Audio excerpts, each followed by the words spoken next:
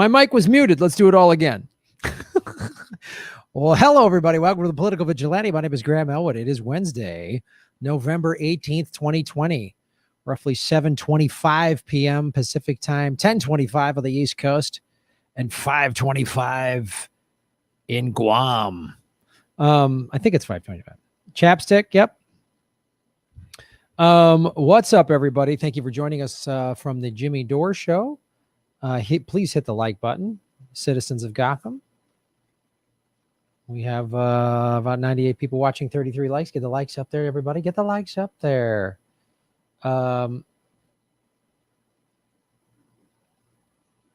What's up? Hello, Nicole, Gamer, Vlad, Tisha. No audio. That's so great. I love that.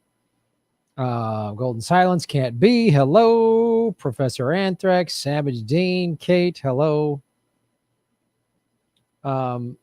Kate, our moderator. Wan Chat, how are you? Michael, Golden Silence, 6875 NYC. Boo boo boo boo boo boo boo boo boo. Is Trump powered by Kale? He very well might be. Big Kale has its tentacles all over the planet. Watch out.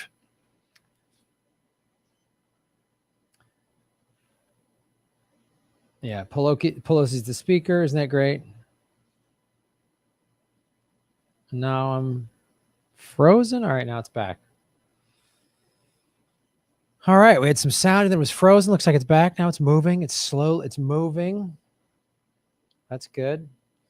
Welcome, everybody who's watching us on the Rockford and on the Facebook. Hello, how are you?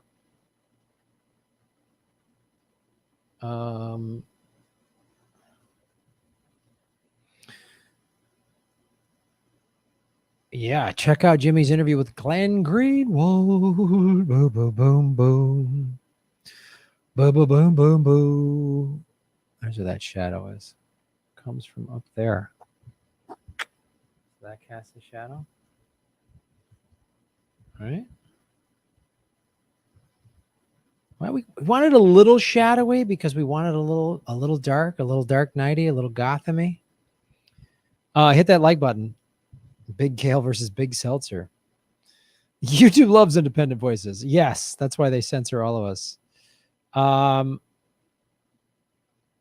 Greenwald was talking about all of the censorship. I was trying to get a guest on the show. Hold on. Everyone's texting me, no sound on my show. Now you can hear me though, right? Okay, good. Muted, frozen. Thank you, everybody, for helping out. I appreciate it. Boo boo boo boo boo boo boo boo boo boo boo boo boo boo boo boo boo. Right on, Kate. Thank you for calling. That's the right play when there's a tech issue. Just call. Glenn, Glenn was just like calling it all out, man. He's talking about the FBI folks. So I want to go right into this because so much of what Glenn is talking about is the war machine. Hold on.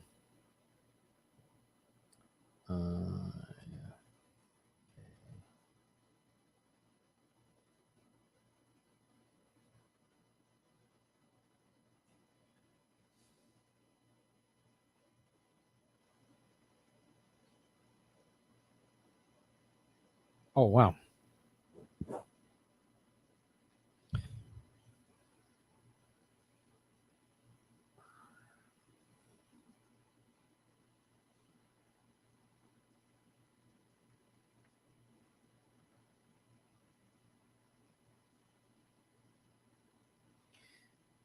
Oh, all right. Yeah, I was going to go earlier today. I apologize, everybody. Last night, somebody hit my parked car. It was a bummer. I'm good. The woman who hit me is good. Literally, she was driving a truck, and the front wheel passenger side front tire, well, the whole wheel just came off, and she just lost control and smashed into my parked car. She was good. I'm good. But so today was like, I was going to go earlier today. My goal was to go before Jimmy in the afternoon, but then I had to deal with all this insurance stuff, and it'll be fine. It'll be fine. But it was kind of nuts. Kind of nuts.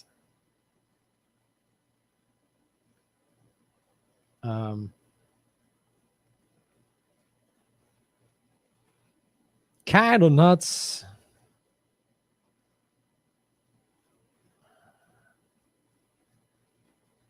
Kind of nuts. Ooh. Hold on.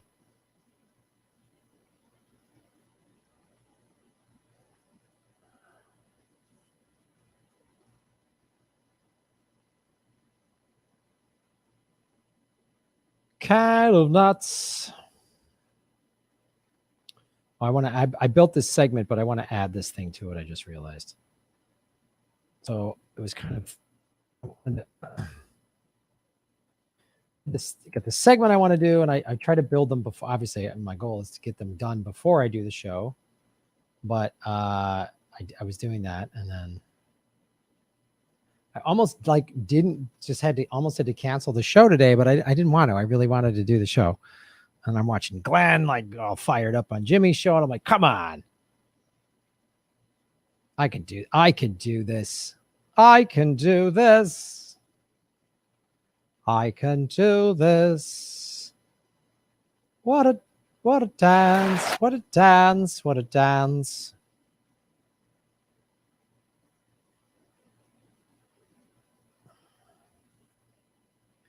Gotta dance. Gotta dance. I can't sing. I can't sing.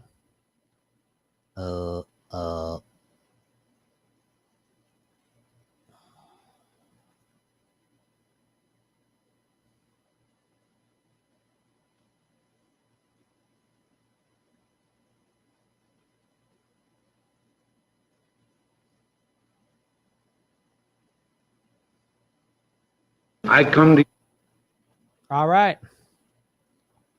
I think we do a segment. What do you kids think? I think we get right into a segment. All right.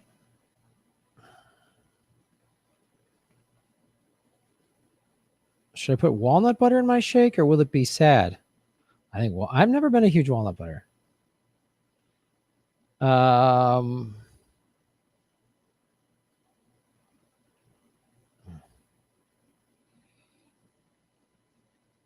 All right.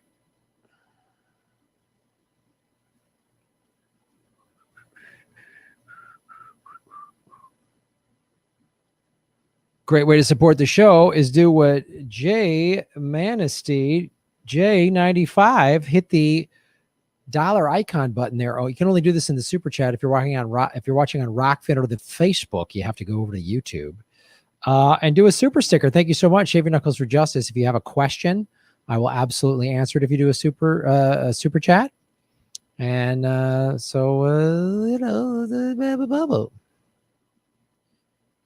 boom, boom, pow.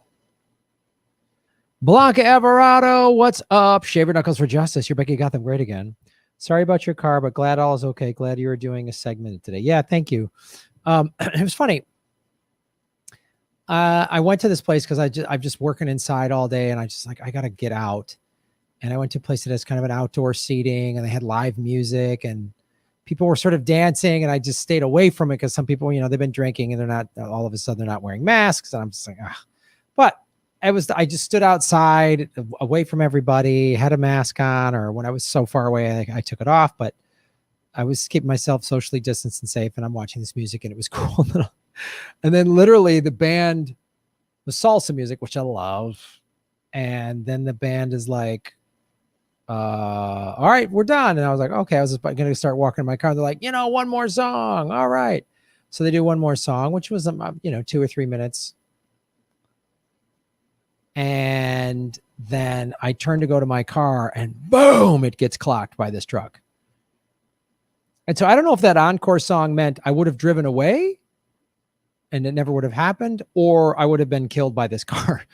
So, it was one of those crazy things, like one of those just like crazy fate things. And I was like, oh my God. So I call 911 and a bunch of people came out and they're like, what happened? I was like, and then these two women were like, oh, I said, yeah, that's my car that they hit. And they go, oh my God, that's so awful. And I said, thank you.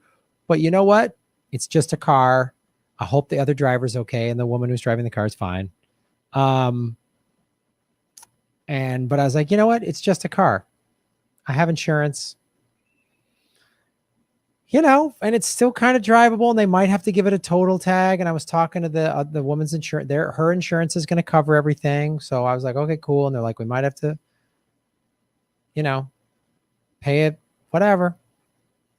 It is what it is. And this woman who hit my car was like, I was driving and then the wheel was shaking and it's her dad's truck. She's like, I called my dad and he's like, it's fine. And then literally drove like another minute and the wheel just came off and her truck just went boom into mine. Like she just completely lost control. And she kept apologizing. I said, it's okay. It's not your fault that a wheel just fell off a car. I mean, be one thing if she was driving erratic or was texting and driving or was drinking or something like that, then yeah, that is your fault. But that a wheel falling off, who the fuck saw that coming? And I said, it could have been 10 times worse. All of us, any number of people could be hospitalized, whatever. It could have been awful. So the fact that everyone sort of walked away is fine. And, I'd be on the phone with my insurance a couple times today, with her insurance, with the collision place, then take my car down to the collision. They're going to get an estimate, then they call it back. It's a whole thing. It's a whole thing, but it's not the end of the world. It's all good, man. It's just a material thing. So there's nothing,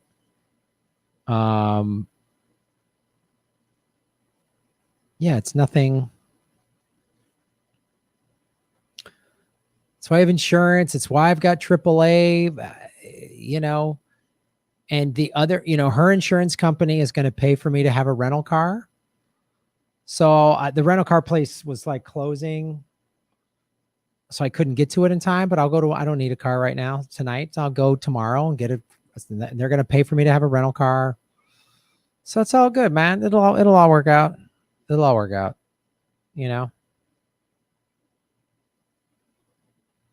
whatever. It's a minor hassle. It's a kind of an inconvenience, but if you subscribe to everything happens for a reason, like this was some fate, I don't know, maybe some really cool thing is going to come out of this, or I'm going to learn something, or, whatever. Like, oh man, at the collision place or the rental, that's where I met my future wife or whatever. I don't know, whatever. Like it's all the fact that no one's seriously injured. It's all good. It's all good.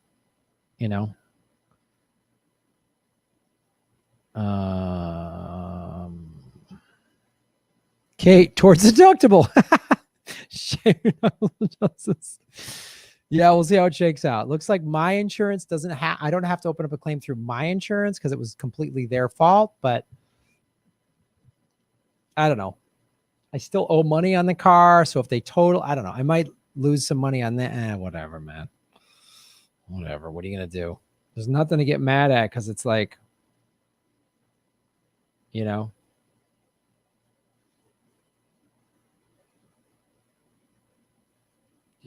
are you going to do?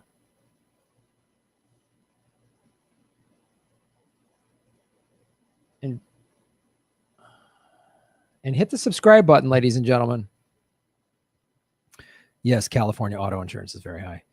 Hit the subscribe button because we're at 73,000. We were way over it. We were about to hit 74,000 about a month ago, and they literally unsubscribed like 800 people.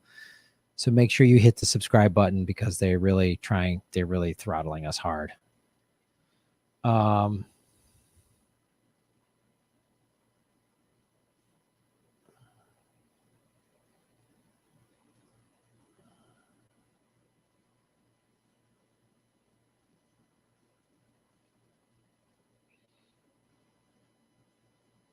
Uh, 109 likes. Hit the like button.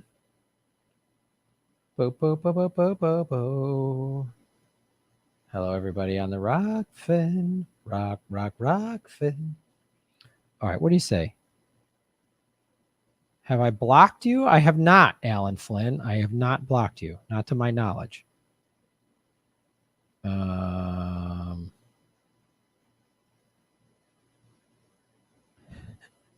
Joanna, thank you, but I was not hit. So I appreciate you saying that. I was not in the car when it was hit, so I didn't. I just saw my car get hit, so I didn't get jostled, or I don't need to go to a chiropractor or anything like. I mean, I need to go to a chiropractor just for other reasons, just because I probably, I just need to go to a chiropractor once or twice a year. But no, I was not in the vehicle when it got struck. Thank you for asking. Nothing happened to me. The woman driving it said she was a little banged up. Today when she texted me, I said, go to the hospital, get checked out. Better safe than sorry. She said she was going to do that. So I'm good. Sounds like she's good. So it's all good. Thank you so much.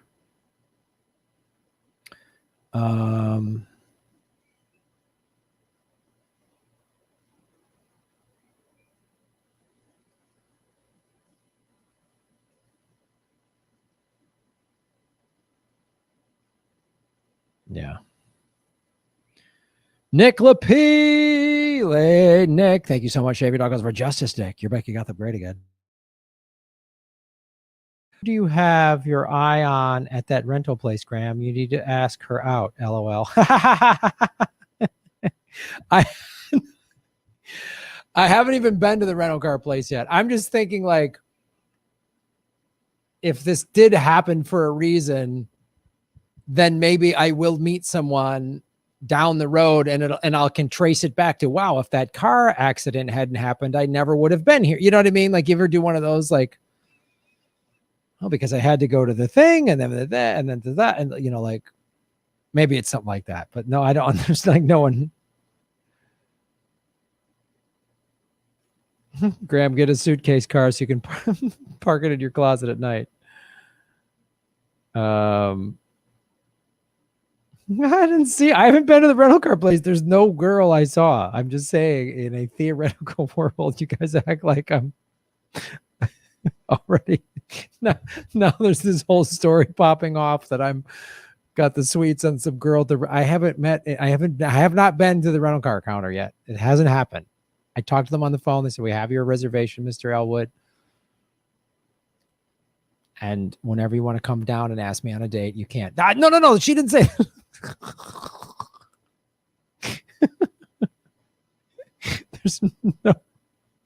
There's no.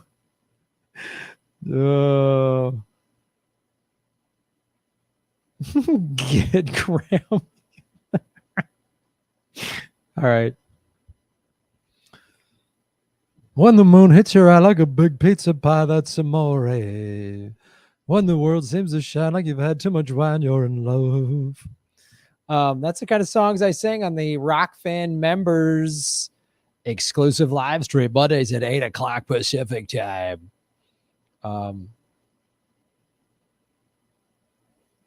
Is the rental car girl an 8, 9, or a 10? Again, I have not. I haven't gone in there yet. I have not met anybody. The hottie from.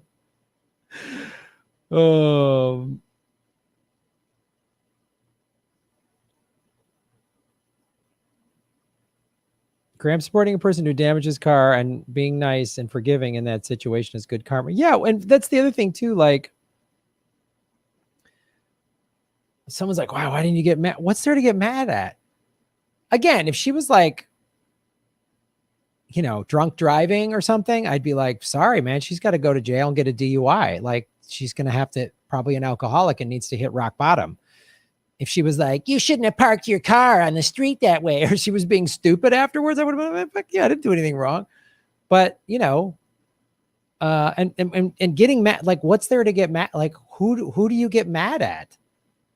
Like, we got to find someone to blame. A wheel came off of a car. Like,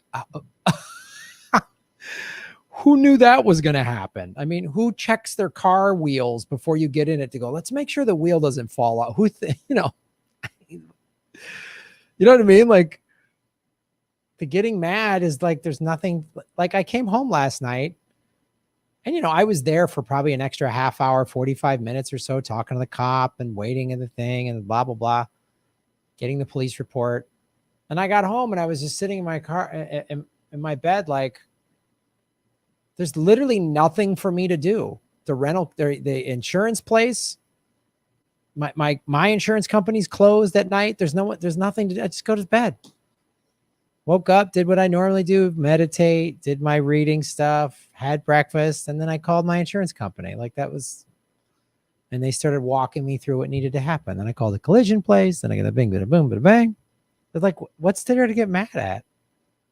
You know, like, you shouldn't have let a wheel fall off of your car. Like, who? What? It's like when I used to, before the pandemic, all the flying I've done. And like, there's like a weather delay. I've seen this happen. There's like a weather delay. And then people are like mad at the airline employee at the gate. Sorry, there's a delay because of weather. Oh, come on. You people are like, what? Oh, really? She controlled the weather out of Denver? That's why there's a, like, what? Shit happens, man. You know? So, Tisha T, do you think you'll discuss politics with your new wife? You guys, I haven't even, well, yeah, there's no way I could be married to someone that doesn't talk politics. I couldn't marry someone that's like, oh, I'm not that into politics. I'm just going to be like, really? Like, I don't know. They'd have to like have a bunch of other boxes checked. Like, they really love surfing and martial arts and yoga, and they just don't want to talk politics. Okay. And they're like a professional masseuse that used to be a swimsuit model with a PhD in environmental economics or something. I don't know what combination of things it would take for me to go, no, that's cool that we don't talk politics.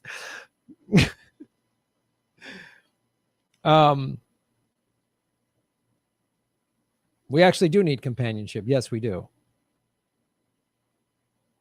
Calling the hottie for the rental car spot. I love that this whole thing just blew up now.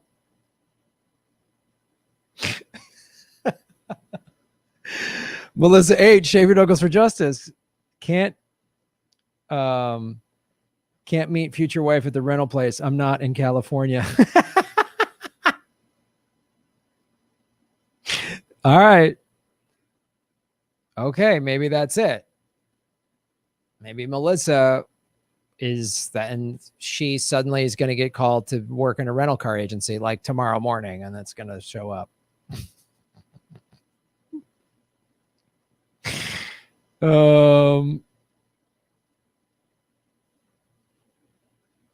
Thank you for saying I'm chill. Yeah, I'm trying to be like, what's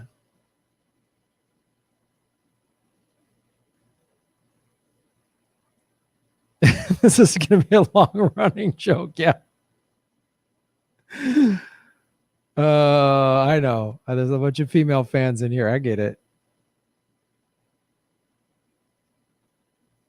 Some female friend of mine came on the chat, doesn't know much, and I don't know, someone was like, yeah, Graham, I posted something and all these women jumped on. It's like, what are you talking about? I got great fans. They're very protective of me. Especially the female fans seem to be very protective of me, and I'm all for it. Calling rental car hottie. Ring, ring.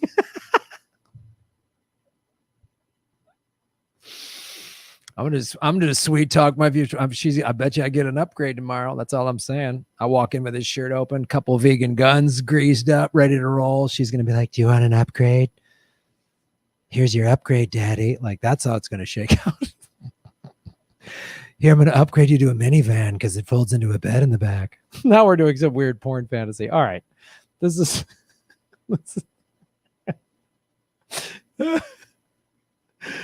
All right, Melissa, sleep well. About to get that 4x4. Thank you, Jillian. You're awesome. Yeah, all-wheel drive. I'm applying for your job at the rental agency.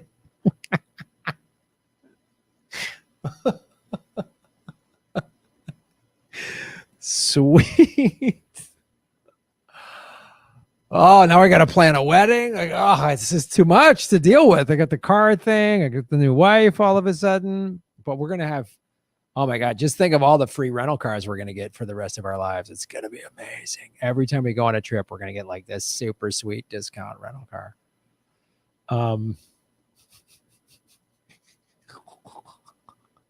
COVID wedding. You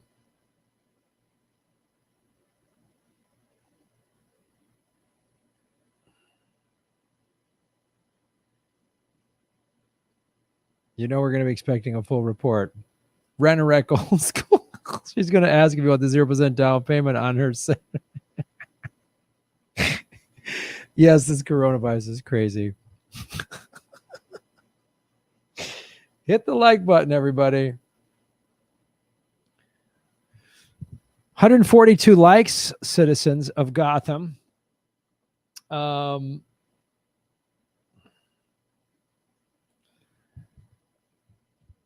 And please support the show. I've got a wedding to pay for now. Like, it's a lot of stuff I got to deal with on the show.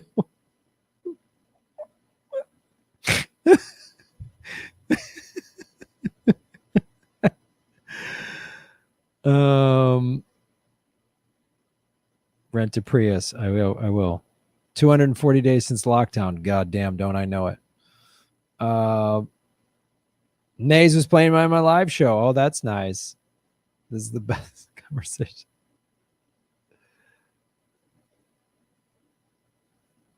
I'm getting engaged to like 220 women right now.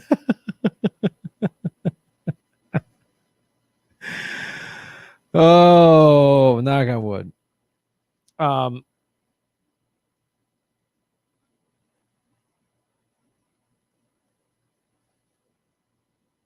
Hey man, in Japan you can pay a girl $50 to rest your head on her lap for 10 minutes. Now, if that isn't true love, I don't know what is. That's weird. Gotcha. The Japanese are weird. Graham, I hope you don't go around wrecking cars until you meet the rental car hottie.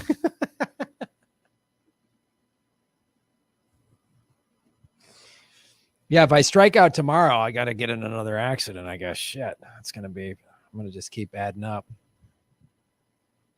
Here's what I'll go to different rental car, and when I see like a hottie in there, then I'll be like, "Hey, I need a car. I got an accident."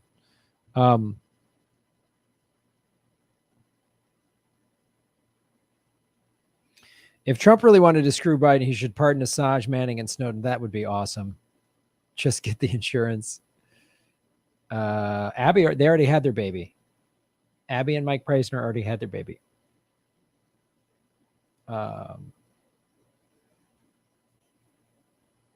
Prius is a babe catcher. All right, here we go.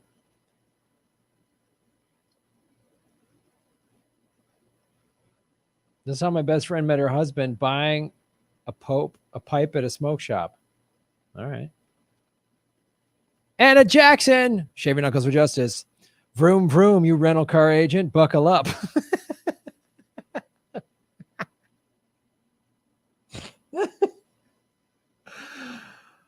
Oh, maybe we should take this car around the block, Mrs. Avis, and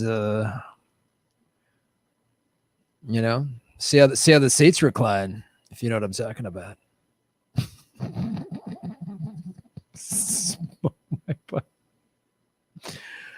Oh, my Prius gets me 0 police attention. Yes.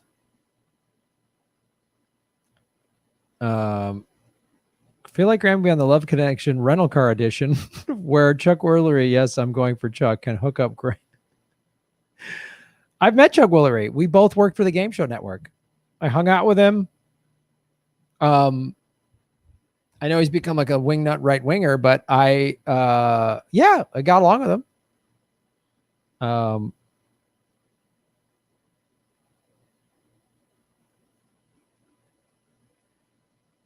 How about a test drive? Boom. You got it. All right, let's do a segment, guys. Enough of me talking about this rental car romance. Hashtag rental car hottie. All right, here we go. Let me shut down some applications. Bobble beeble, bobble beeble, bobble, bobble, bobble beeble. No, I did not meet Trump. I've worked with Chuck Woolery. We both worked on the Game Show Network together.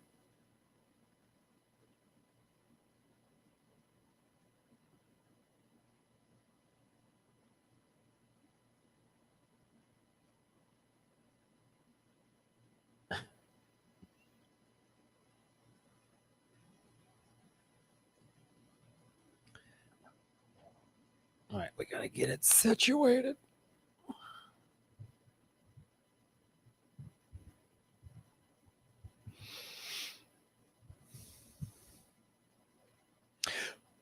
Hello, everybody. My name is Graham Elwood, and you are watching The Political Vigilante. Back in the studio, rocking and rolling. A great way to support the show is go to patreon.com/Graham Elwood, where you can submit stories like this for me to cover. That's why I say you're all political vigilantes, because I'm just one guy in his apartment. You're all out there finding stuff that I can report on that we give a wider voice to. So this was submitted by Independent Left News. Independent Left News, thank you so much for supporting the show. Pentagon fails another audit, will likely get budget increase from Congress anyway. What? The democratically controlled Congress is going to give more money for the war machine? That's never happened, except for every time since Congress has been controlled by the Democrats for the last 2 years. They've approved every one of Trump's budget. Democrats in the Senate did it. Like, unbelievable. Auditors now say the military may be able to pass an audit before the end of the next decade.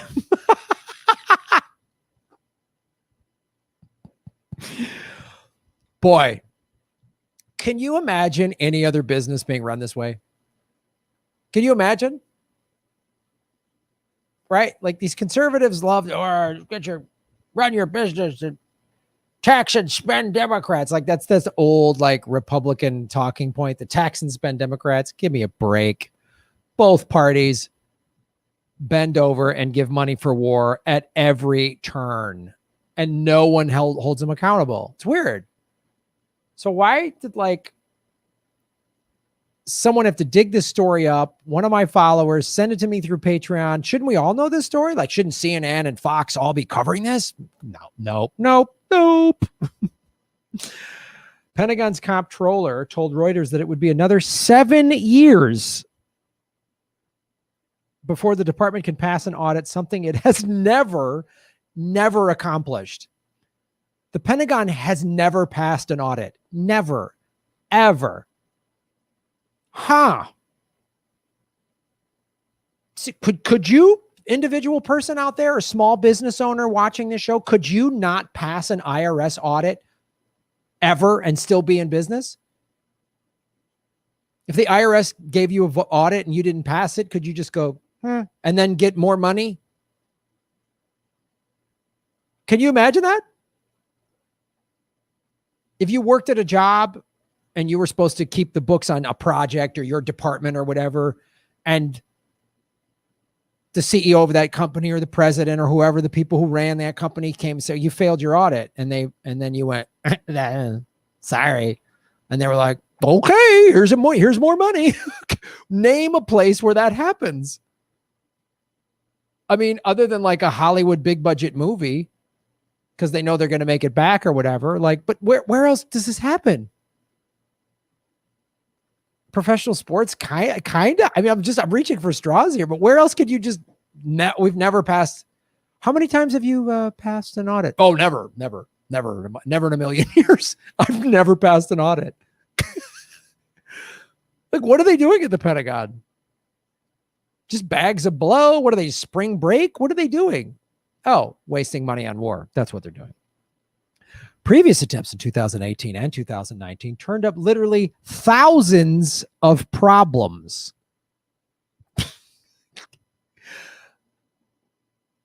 Thousands of problems with the Pentagon's accounting system and millions of dollars worth of missing equipment. Oh, wait. So when people like Joe Biden and Trump and Fox and MSNBC say, how are we going to afford Medicare for all? How are you going to pay for it? They love saying that. How come this is never called into question? I just did a video how Trump's talking about he wants to pull down troops. He's not withdrawing completely, but he's going to pull the troop count down in Afghanistan and Iraq, right? He wants to do that. And immediately, Democrats and Republicans, Mitch McConnell and what's he doing? Oh, it's going to hurt our readiness and blah, blah. What? No, you guys can't even balance your books correctly, and you want to keep going into war, it's a never-ending money pit. Congress passed a law in 1990 requiring all federal departments to be audited every year.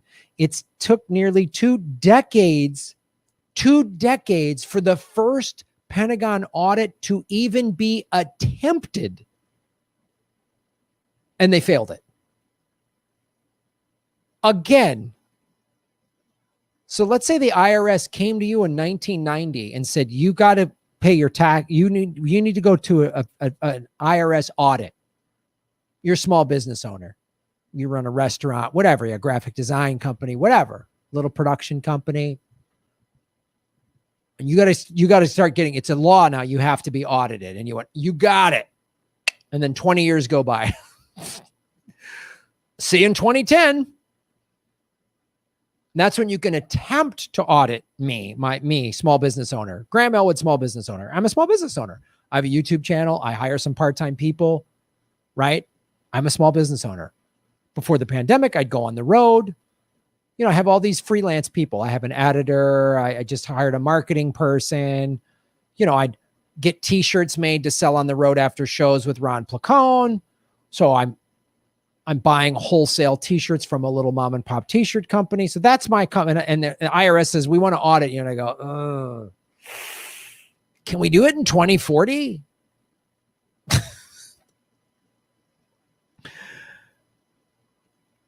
So they get audited. They fail their audits. They can't even they had 20 years before they even were asked after a bill was passed. And yet these assholes, you know, you have to pay income tax on your unemployment insurance. So COVID-19 hits, the government shuts everything down, tells us all we can't work. You get unemployment insurance, okay, but you have to pay taxes on it. But the Pentagon, nah, man, audit. Oh, what's an audit? Was that this year? Can we do it 20 years from now? Yeah, I'm kind of busy just wasting money bombing poor countries for resources. Ooh, yeah, I haven't figured out QuickBooks yet. I mean, it's gonna take me probably 20 years to figure out QuickBooks. Is that cool? See how crazy this sounds when I say it like that? Nobody else could get away with this, but the war machine can. And not only that, they get a new $1.4 trillion discretionary spending bill expected to be passed during the upcoming lame duck session. What do I always tell you? There's a distraction. Like, so Trump hasn't conceded the election, which is a big deal. A president has never done this in my lifetime. I don't think an American president has ever done this. I don't know. A historian might bring something up from the 1800s or something, but like, to my knowledge, an American president has never said this, right? So then, okay, there's that's a big story. He's contesting the election. He's even fired people who have said his security expert he just fired said this election wasn't rigged, right? So that's a fairly sizable story, but usually when there's some big distraction, they're passing some bill behind our back. So they're going to get a $1.4 trillion during all of this chaos leading up to the inauguration. Trust me.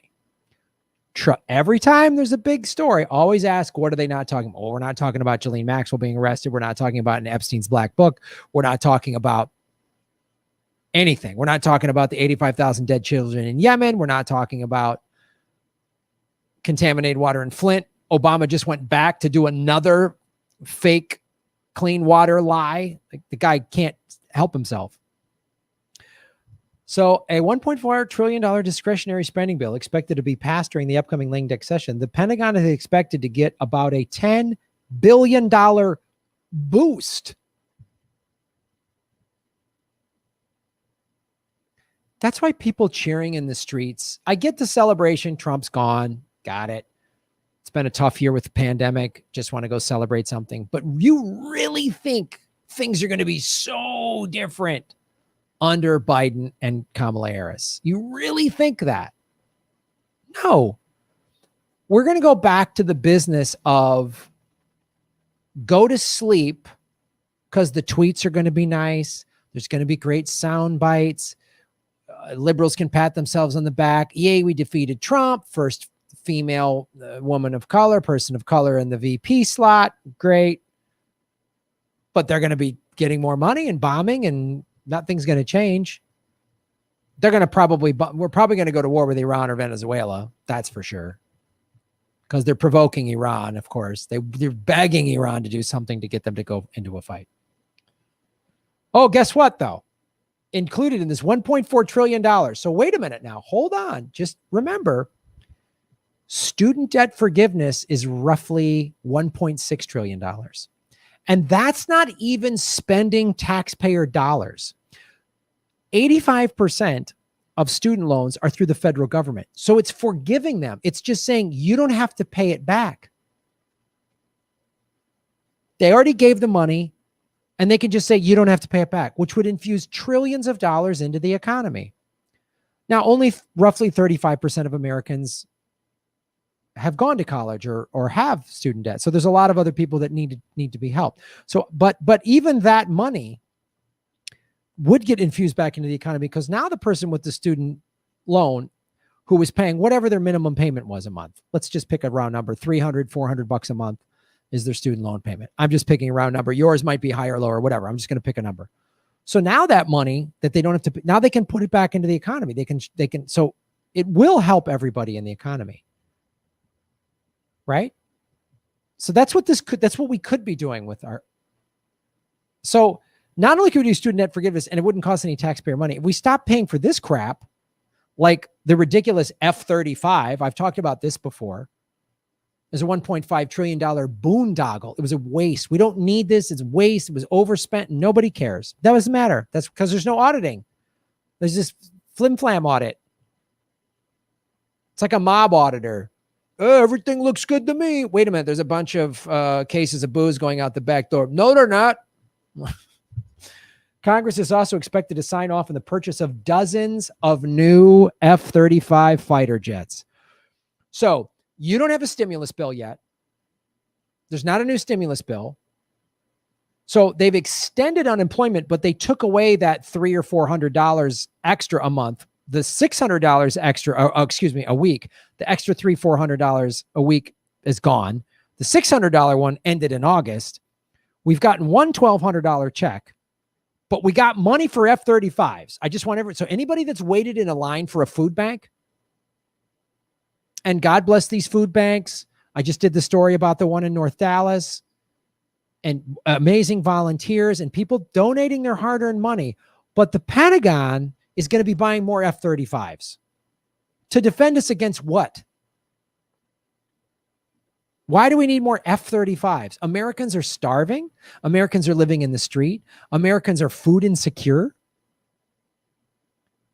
Americans are living in their cars. There's 28 to 30 million looming foreclosures coming. People are worried how they're going to pay their bills. But we got money for new F-35s, a stupid fighter we don't even need. I'm going to just drill this home every time I talk about the military's budget. Anytime you hear something about war, think about how many schools is that? How many kids could get free college? How many homeless people could we get off the streets? Because I've done numerous videos on this. It costs more to deal with the current system of dealing with homeless shelters, which just provide like a cot for a night or two, police departments having to respond to it, EMT, all that. The costs to deal with our homeless problem right now, which is really a really cruel system right now. The Housing First program costs less. They just did that report. I did a video on that. And in Canada, they did a test study. They gave like 50 homeless people $7,500, and it helped them get them out. It's less money to help the homeless, put them in housing, and that costs less than our current system. And imagine if we had more money for programs like that. People are starving. 25,000 people last week in Dallas lined up in their cars for miles. Every major city can show you food bank lines, just miles and miles where a helicopter pulls back and it just looks like it's going forever. But we got money for F-35s. Despite the fact that the year's Pentagon audit called the entire F-35 program a material weakness, the auditors called the F-35 program, their words, material weakness.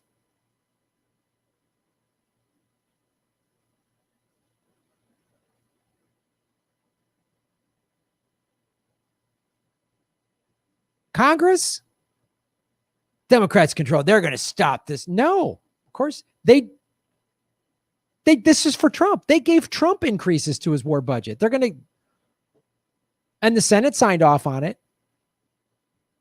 And the democratically controlled Congress is going to give Biden. And if the Senate says Republican, they're going to, it doesn't matter. This is the point I'm telling you. It doesn't matter. Both parties say yes to war. Both parties scream, how are we going to pay for Medicare for all? How are we going to pay for a Green New Deal? Oh, so we got money for dozens of F-35s and to increase the overall war budget, but we don't have money for free healthcare? This country has the money right now in the middle of this pandemic to give everybody free healthcare. Imagine right now, free healthcare in the middle of the pandemic. Boom, done. Student debt forgiveness. Boom, done. $3,000 a month UBI. Done. We could do it. Done. And not a stay on evictions, but how much? You're 6 months back on rent? Paid for. Done. So the landlords get their money because the landlords are hurting too. Not the big management companies, not the big evil companies, but the just small management companies are just like, I know so many people who own little investment properties. That was their retirement or whatever. That's their part of their income, or that's their job. Like, hey, my wife and I own 3 or 4, rental properties, and that's how we make it. And no one's paying us rent now, and we don't know what to do. Imagine if the federal government came in, here's that money. So the renter who's 6 months behind, that's off their back. The landowner who's like, they're behind on, everybody's made whole.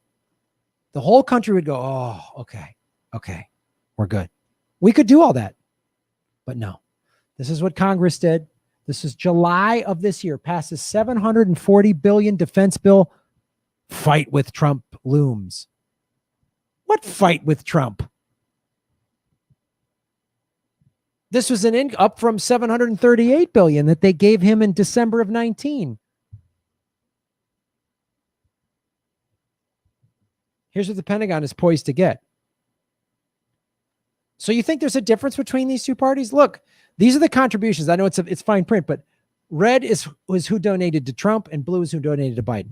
Department of Defense, more gave to Biden. These are all the military donors to the presidential candidates. The war machine is going to keep going on. Trump is pulling troops out of Iraq and Afghanistan. He's not withdrawing all of them. He's just troop drawdowns, just so he can say, I kept a campaign promise, which isn't even true either. If he was literally pulling everyone out, that would be a campaign promise. He's not doing that. But why doesn't the media talk about this? Why do a surfing vegan in his apartment am the one talking about this? Well, I've showed you this before, the propaganda multiplier. The media is not going to call out the White House and the CIA and the Pentagon. Feed the news stories to the 3 major AP, AFP, Reuters, right? And then they funnel it down to all these news organizations. Not only that, companies like Boeing and Raytheon and Northrop Grumman buy ad time on all these networks. So people who make 7-figure incomes, like Rachel Maddow, I literally saw one of her segments last year talking about Russia. Isn't it funny? Quick side note. Suddenly Russia's not no one's talking about Russia. Biden wins and Russia, I guess they didn't hack this election. Had he lost, it would have been Russia. Come on. How convenient. When you win, suddenly Russia, they were talking about Russia leading up to the election like 3 weeks ago. And now, I guess Russia, they couldn't figure this one out. But I literally saw one of Rachel Maddow's Russia segments, which is pushing a Cold War, sponsored by Boeing. They all buy ad time in the major networks, right? All of them. Everybody at Fox, everybody at CNN, everybody at MSNBC, ABC, that's all, you see ads. Why is Raytheon or Boeing or whatever spending ad time? Is it like, oh, honey, the new F-18s are here. Let's buy a new F-35. It's got Apple CarPlay with its laser-guided missiles. No, it's to buy consent. They buy all this ad time, so then the journalist goes, well, I'm not really going to talk about this story because I'm going to get pushed back from up top. So these networks, their CEOs push their producers because they're told by this is the talking points.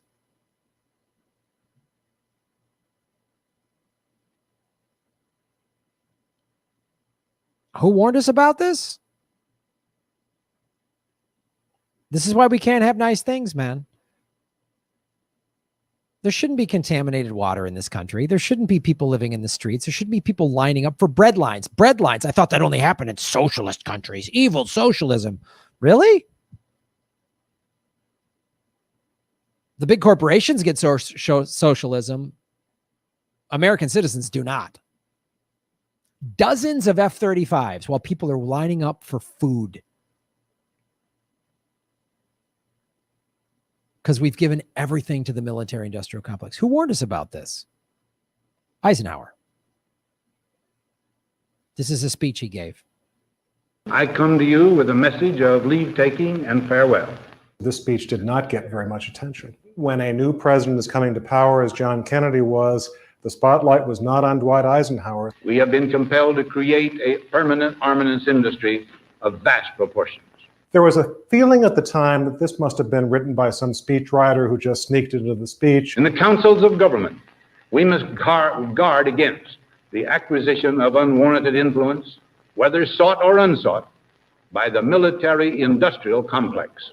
3 months ago, we got contacted by a family up in Minnesota saying that we have documents from Malcolm Moose. He was responsible in part for drafting the military-industrial complex speech. These new papers give us written evidence that this was not just some caprice of Eisenhower's or something by some speechwriter. You see the evolution of his speech from May 1959 to 1961. And he wanted to give this speech for a long time, 2 years.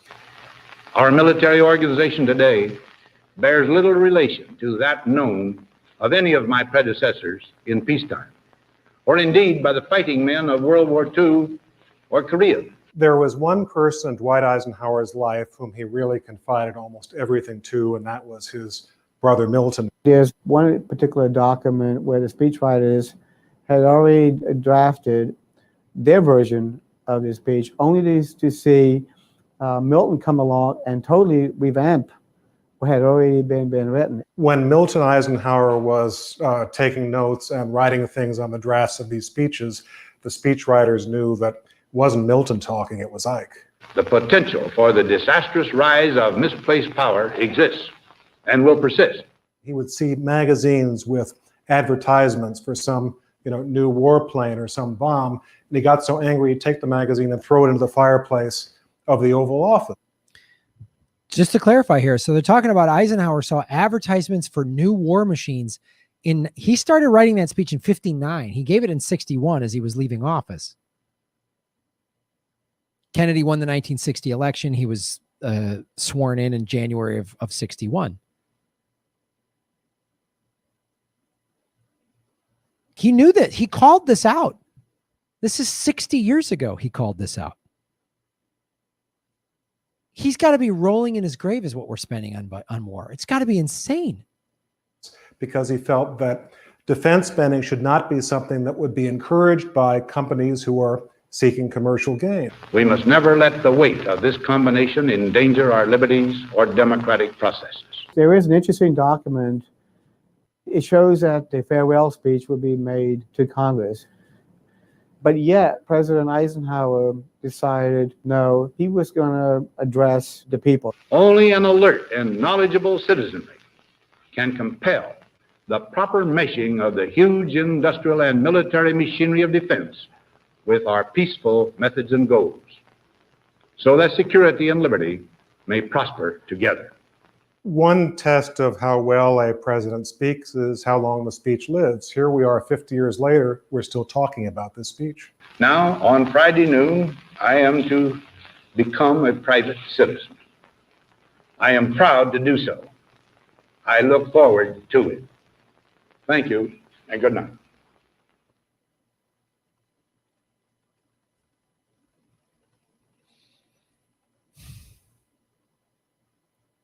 Just like what I've always say on the show, follow the money, connect the dots.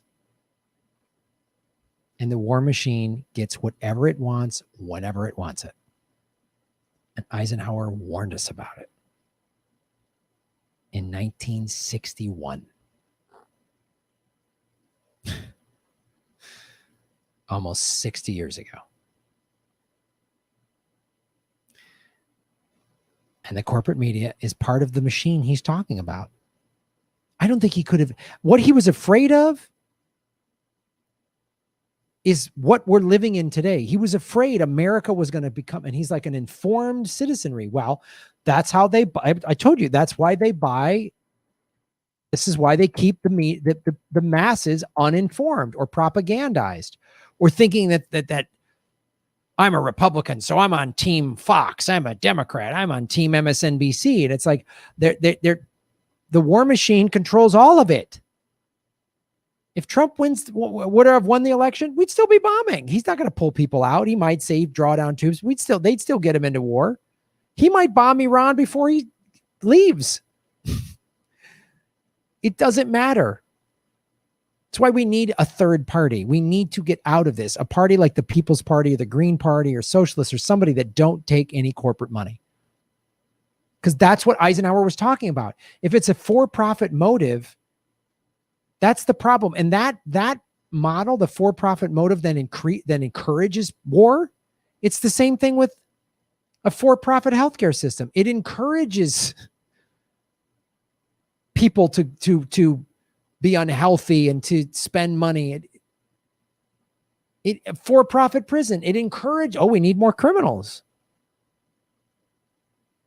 For-profit healthcare. Well, it doesn't matter if we're actually helping people as long as we're making profit. Just like you've heard the stories, like in New York City, they opened extra in like one of the convention centers. They opened extra hospital beds when New York was really bad in March and April. And the hospitals who were overrun, wouldn't release people because they might lose money. So people are dying because it's more profitable. Like, it's insane. It's insane. And it's what Eisenhower talked about. I come to this show to figure that out. So thanks for watching, everybody. We'll keep pushing the truth. And then, great deals out there. No money down, 0 interest on an F-35. Huh? Tell them Graham sent you.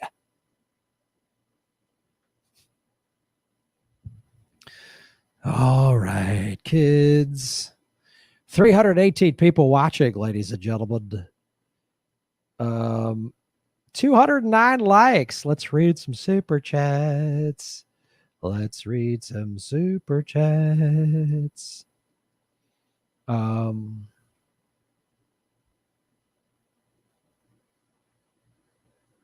Yeah, Bill Clinton did tell Trump to run.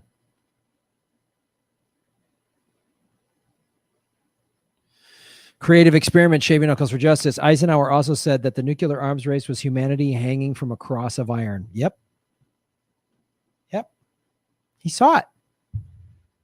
And he was a general. He fought in World War II. He saw it. He saw the whole thing. And these defense contractor people are just like profit.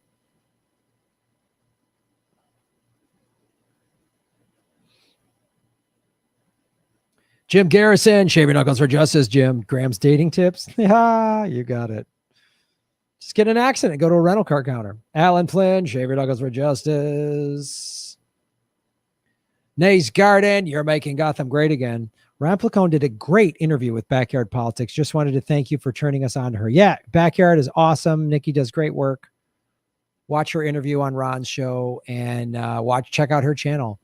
She's really gone deep into how the Salem Police Department has been targeting activists and protecting white nationalists.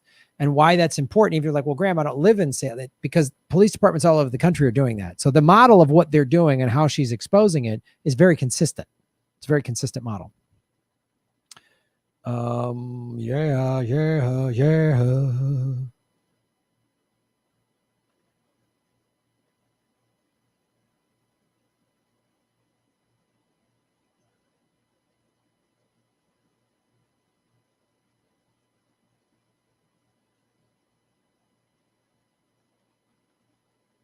The left is eventually going to have the power one way or another, but we are not going to give up.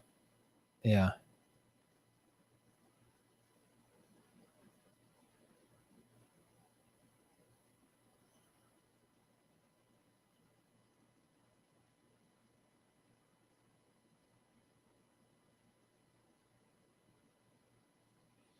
Hello, Mr. Graham. I'm Honey Hush. This popped into my recommendations. Well, thank you, Honey, for joining us.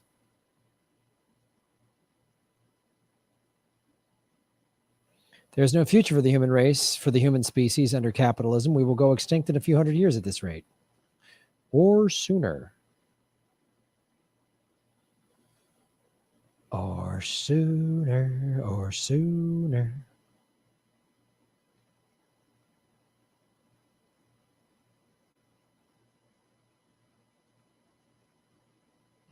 The government is where common sense and logic goes to die. There was one other segment I wanted to do. I wanted to do a segment for you. A segment for you. Folks, hit the like button and then support what we do at patreon.com/Graham Elwood or rockfin.com/Graham Elwood, blockchain cryptocurrency platform. Also, I have a PayPal button if you go to grahamelwood.com. I have a Venmo at Graham-Elwood. I'll check it right now. If you want to ask me questions through Venmo, I'll look at them right now. And also, Ron Placone and I are doing a comedy show this Saturday, the 21st. Ron will be my guest tomorrow night.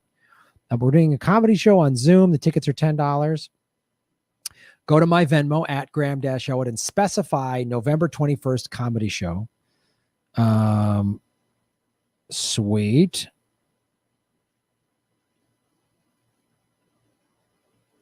And then we will send you a Zoom link.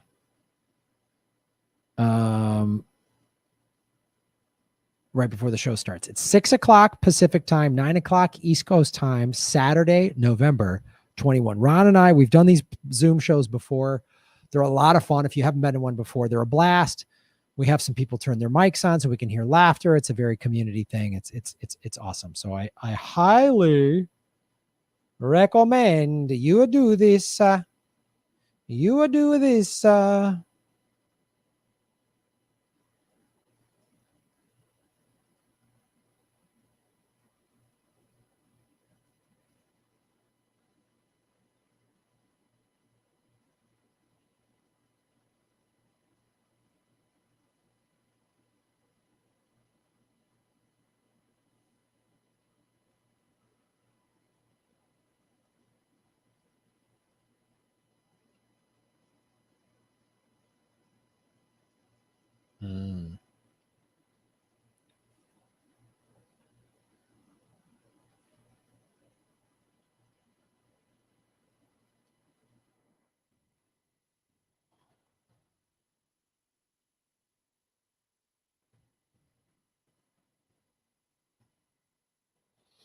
Hello. Bo, bo, bo, bo, bo, bo, bo, bo, bo, bo, bo, bo, bo, bo.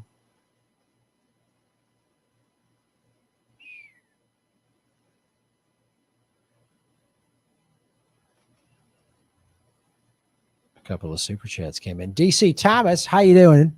You keeping Gotham great again? I hope your knuckles are shaved and full of justice. Karen's reading equals Iran's war. Equal Iran war. Oh, Karen Rontowski's reading. It might be that. I mean, that's one thing Karen Rontowski said is, if you watch that interview I did with my friend Karen Rontowski, who's a psychic, does a reading. She's predicting stuff that like Wall Street people are predicting, that indie journalists are predicting. It's kind of crazy. So, and she told me several of you have gotten readings from her, which is awesome. It might be something crazy like that. It might be something crazy like that. So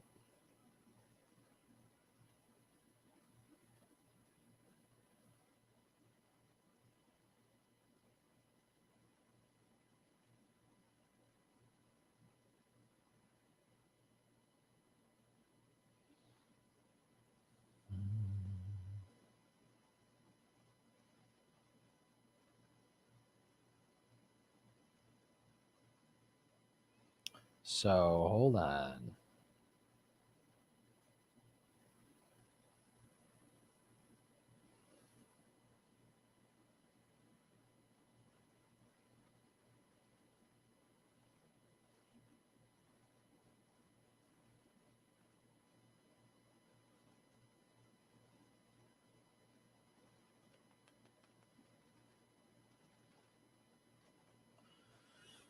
I think there was a story I know I wanted to tell. I forgot.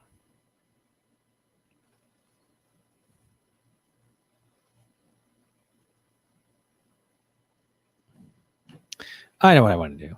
I know what I want to do.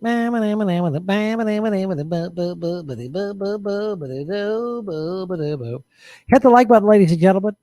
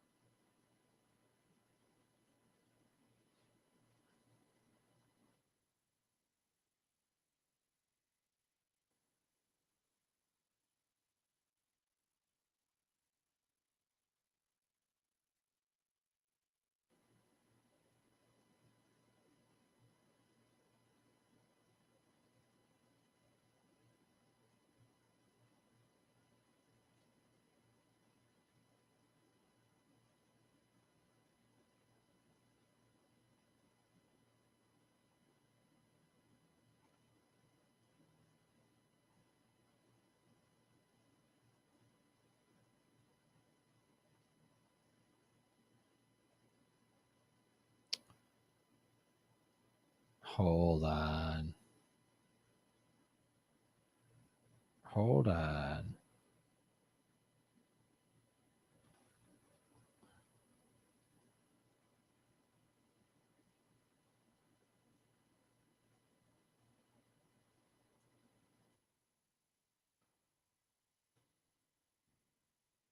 Hold on. I'm getting it.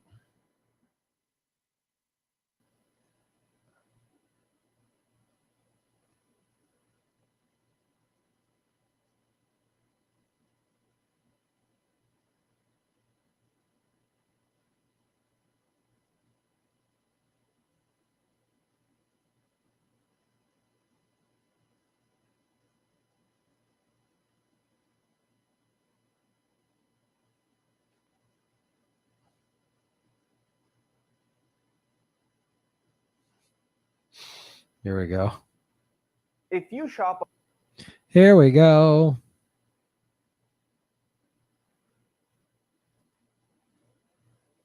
As that Russia is making, quote, Here we go.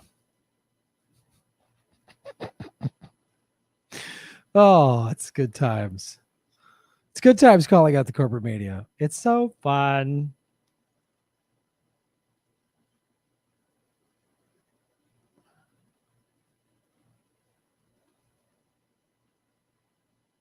It's so easy to do. It's really like simple. It's simple, everybody. Earl. Oh, I got to get in shape for that, going to that rental car agency tomorrow, right? Come on. Hit the like button, ladies and gentlemen. Tomorrow we're going to have Ron Placone on the show. Might do Government Secrets Friday, might do it Monday. Not sure. Waiting on a scheduling thing with Lee Camp.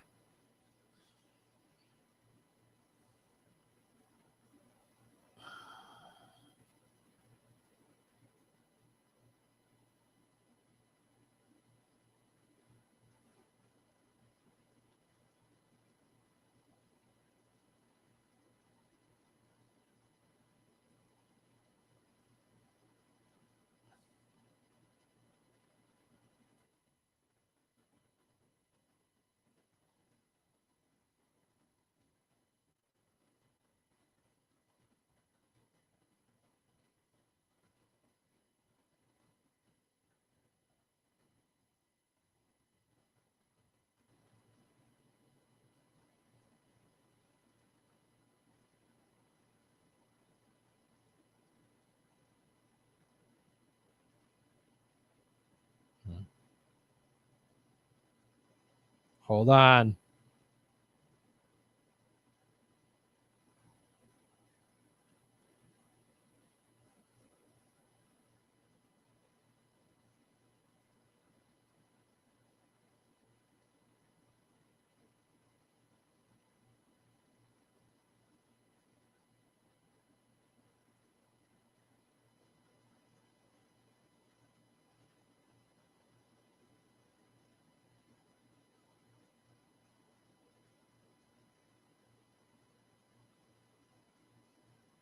Hold on.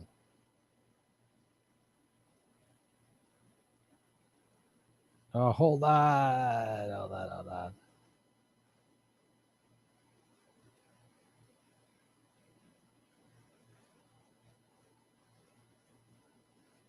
To delay the certification of election results in Michigan's largest county is being appealed to the state's Supreme Court.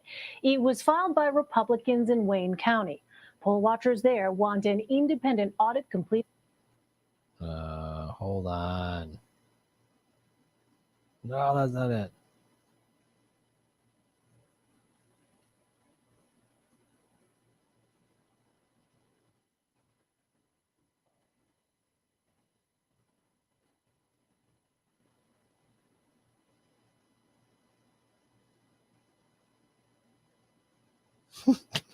Here we go.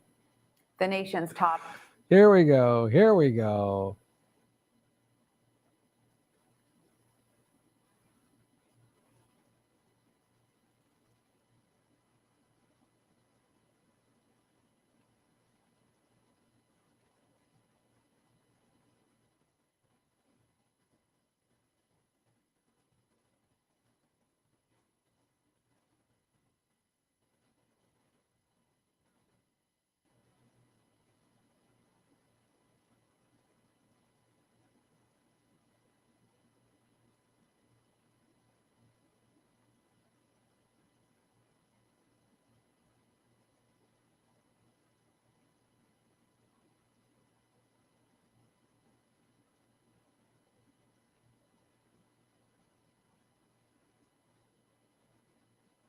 Well, here's this.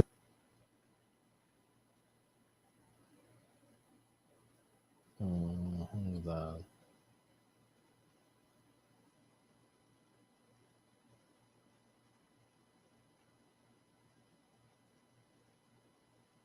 Hold on.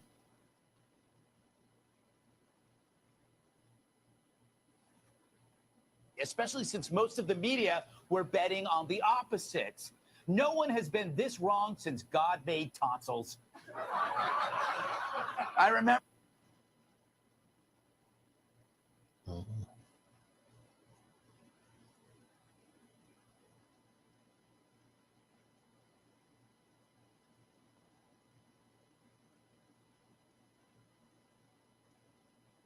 Damn it.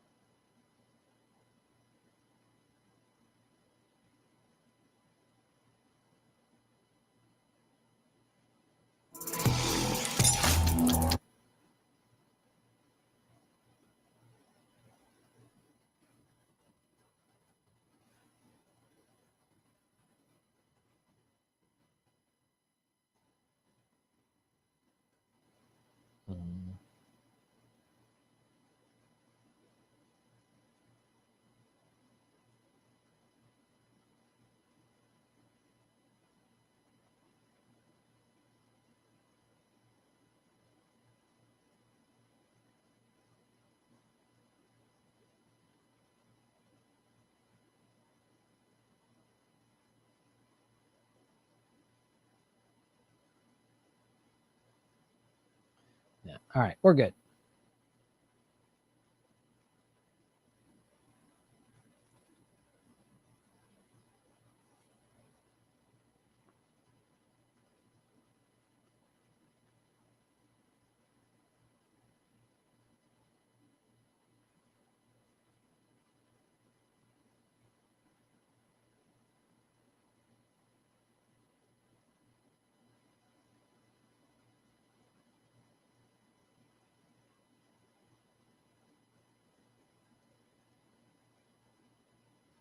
All right. Here we go. Nice garden, Shaver Douglas for Justice. I'm having H.A. Goodman on tomorrow, 4 p.m. Pacific. He thinks Trump won. Will be awesome. Please come watch. Not this channel. Go check it out. Oh, that'll be interesting. Do you really think Trump won? All right, interesting.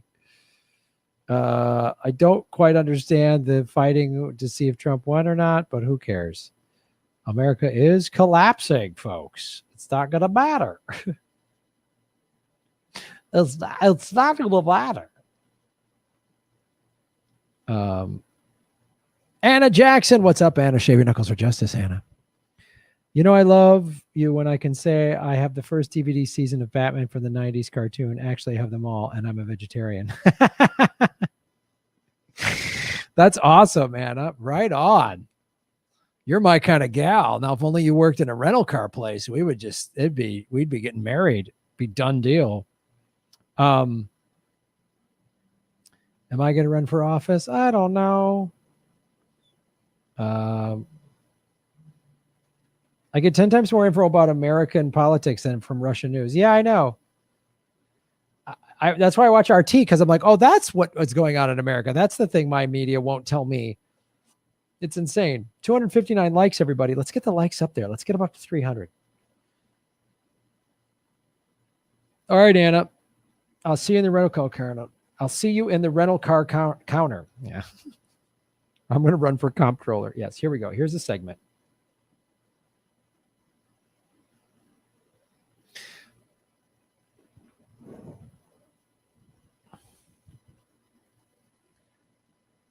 Hello, everybody. My name is Graham Elwood, and you are watching The Political Vigilante. Oh, yeah. So, for 4 years, we have heard Russia's why Trump won. Russia's why Trump won, right? We've heard that for 4 years. And this is what I watch CBS. Their CBSN is their like 24/7 live stream, because I like kind of seeing what I like watching the corporate media, just see what bullshit they're pushing. Now, this is from like a week before the election. So this is 3 weeks ago. This is CBSN 3 weeks ago. Talking about Russia. Because isn't it weird, once Biden was declared winner, oh, suddenly, right, I guess Russia didn't hack the election. But this is 3 weeks ago. FBI Director Christopher Wray says that Russia is making, quote, very active efforts to interfere in the 2020 presidential election. Wray testified before a House committee on Thursday. He said that Russia was using a variety of tools like social and state media to disparage Democratic candidate Joe Biden. And is this the same social media? Remember, they went for Congress, and Facebook testified that Russia spent $100,000 on Facebook ads. And that's what swayed the election. Remember that? And a bunch of suckers voted any blue will do people bought that. No, Hillary lost because she ran a horrible campaign. But I guess that congressional hearing, $100,000 on Facebook ads. Hillary had $1.5 billion. Now, it couldn't be that Hillary didn't campaign in Wisconsin, Michigan, and Pennsylvania. It was Russia. And then the CEO of Google said in 2017 or 2018 that he found that Russia spent a whopping, in Google ads, get ready for this dollar amount, $4,700. And everybody on the left just bought it. That's how Trump won. They couldn't possibly admit that Hillary lost. She ran a horrible campaign. She was going to $20,000 a plate dinners while Trump wasn't campaigning in front of closed down factories saying, I'm going to open this back up and give you your job back. And liberals go, well, that's bullshit. He wasn't going to do that. Yeah, you missed the point. Of course he didn't do that. He resonated with these people who've had everything taken away from them. But no, they blame Russia. They blame Russia. And this foregone, and it's been debunked. The Mueller report, Aaron Mate, it's been proven. No. And they just say it like it's fact. But this is 3 weeks ago. So they started planting that seed. Oh, just in case Biden loses, let's get the Russia thing going again. So had Trump won, we'd have 8 years of blaming Russia. Cause division. Wray's comments contradict those from President Trump and other officials who have been downplaying the Russian threat on election security. For more on all of this, I'm joined by former CIA officer Evan McMullin. He's also the executive director of the advocacy organization Stand Up Republic and he ran for president in 2016 as an independent. Evan, before we even get into any of this, I wanted to give you also an opportunity to react to this stunning news as somebody who has worked in government and has been a very proud American in so many ways, to the passing suddenly of Supreme Court Justice Ruth Bader Ginsburg. Well, thank you, Lana, and it's great to be with you. And we certainly mourn the death of such a great public servant, someone who has represented the CIA apparently loved Ruth Bader Ginsburg. This is a former CIA guy. They just announced it. They're just putting see how the CIA is everywhere. They control everything.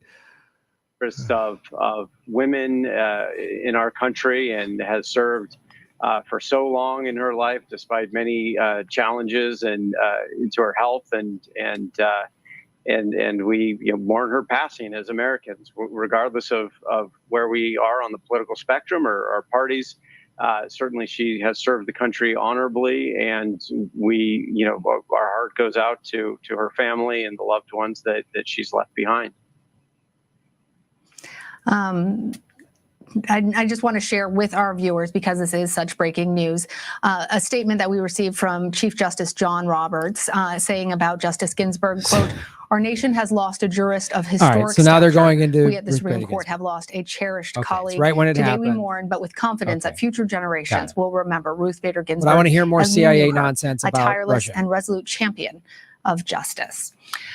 All right, Evan, let's go ahead now and change direction to talk about something that that is so fundamental to the functioning of our country, our election security. So why is Russia so interested in our presidential elections? What is the end game for Russia here? Well, of course, Russia is led by Vladimir Putin, who certainly regrets the fall from prominence of the Soviet Union. And seeks to reach that. No, he doesn't. First of all, no. And anyone's like, Graham, you love Putin. No, Putin, if it wasn't for the fall of the Soviet Union, Putin wouldn't have become president. He rebuilt. So the Soviet Union fell, the wall fell like 89, right? The West, mainly America, put Yeltsin in power, who was, in addition to being an alcoholic, was a puppet. He was a puppet for America and the West. Chaos ensued. That's what happens when empires collapse. It's going to happen in America. They were shooting tanks at the building that is essentially the White House. It was nuts. It was like some people were staying loyal to the Communist Party. Some people were. It was madness. And there was they were Chechnya. They were bringing drugs in there. The Russian mafia was running. It was mayhem. Putin came to power and brought stability. You can argue how he did it. You can argue why he did it, but that's what happened. And when I was in Russia a year ago, older people were like, yeah, Putin brought stability. The younger people were a little more critical of Putin, but not all of them. Some younger people were like, yeah, we like Putin. Some people were very critical of him. This idea that everybody like locksteps behind Putin is not true, but he brought stability to that country. This notion that this is the fabrication. This is the CIA, by the way. That's a fabrication that Putin wants to go back to the KGB. No, he doesn't. He's doing fine. He wants to go back to the old Soviet Union days. So so we're starting off with bullshit from the CIA. Russia in place in terms of its global influence, but Russia has challenges in that regard. Its economy is less than a tenth of ours here in the United States of America. Its military isn't capable of projecting the way ours is and the way militaries even in Europe are. But it's still, under Putin's leadership, seeks to compete as a strategic competitor with the United States and other great powers. And under Putin's leadership, it has learned that it can do that through information warfare. Information warfare is cheap, and Russia and Putin have proven that it can be extremely effective in dividing countries against themselves, making them unable to govern themselves, and certainly unable to project their own power on the global stage. Meanwhile, Putin has learned that through information warfare, he can promote the rise of leaders in foreign countries who are friendly to Russia and its interests. And that includes, in our case, in the United States, advancing and protecting President Trump, who has continued to try to undermine NATO and other free state alliances, as well as actually work himself to turn Americans against each other, which of course means that we're unwilling and unable to protect ourselves from modern threats like the one Russia poses. We're unable to overcome modern challenges, whether it be climate change or healthcare or the growing national debt. Russia knows that it can achieve these measures, weakening us and other countries like us, other free states, without ever firing a bullet, simply with information warfare, and its meddling in our elections is part of that effort. Meddling in our elections. So I just, but and Russia might be doing all those things, sure, but there's a thing this guy just happened to forget to bring in here. And I just want to show you, this of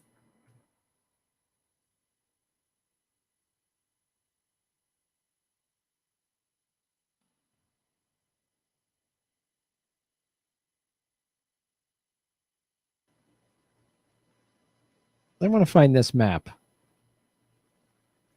Yeah. Okay. I just did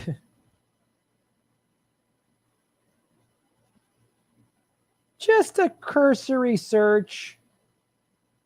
Just want to show you this real quick. Just real quick.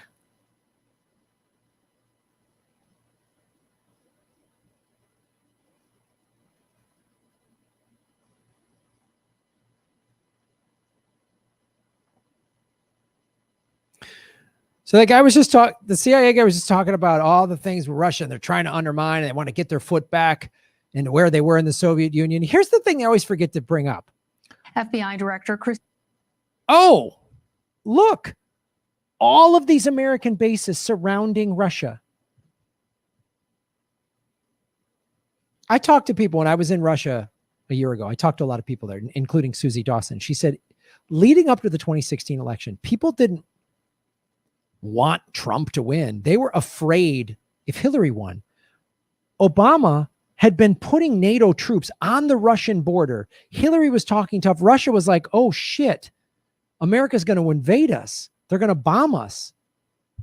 This is a country that went through a lot of awful stuff. And I'm not excusing anything bad or negative that Putin's done. I'm just putting like, we act like we always play this like, they're trying to undermine our elections. Like, whoa, this isn't provoking anybody. This isn't terrifying anyone at all.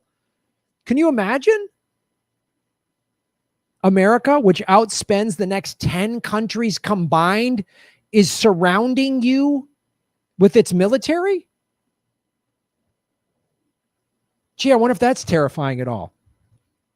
So we can't sit here and pretend like, oh, we're just the good guys. We look at that. That has that plays a big part into Russia's strategy. If they're like, and when Trump won, people were relieved because they were literally thought America was going to invade them. And wouldn't you? Wouldn't you? If Russia had troops lining up along the Mexican border and had missiles all throughout Cuba and the Caribbean and stuff like that, wouldn't you be a little nervous? And they had two people running for office. One was talking big about, we're going to go get America. We're tired of them. And the other one, it was like, I'm not that mad at America. Wouldn't you? See, Americans can't seem to think of anything other than how through our lens. This is their lens. This is Russia, which lost 20-some million people in World War II. We lost 418,000 people. They lost 20 million people. So they know what war on their shores is like. That's all. Gee, the CIA guy forgot this. I guess it was a network thing. You know, it had its network time slot. They had to get to a commercial break. So that was on CBS 3 weeks ago, right? Before the election. Maybe Russia is trying to interfere, and the CIA expert, right? Just to plant that seed. Oh, Biden wins handily. Here's what CBS is saying now. The nation's top federal election infrastructure agency says this year's election was, quote, the most secure in history. In a statement, the Cybersecurity and Infrastructure Security Agency said, quote, there is no evidence any voting system deleted or lost votes, changed votes, or was in any way compromised.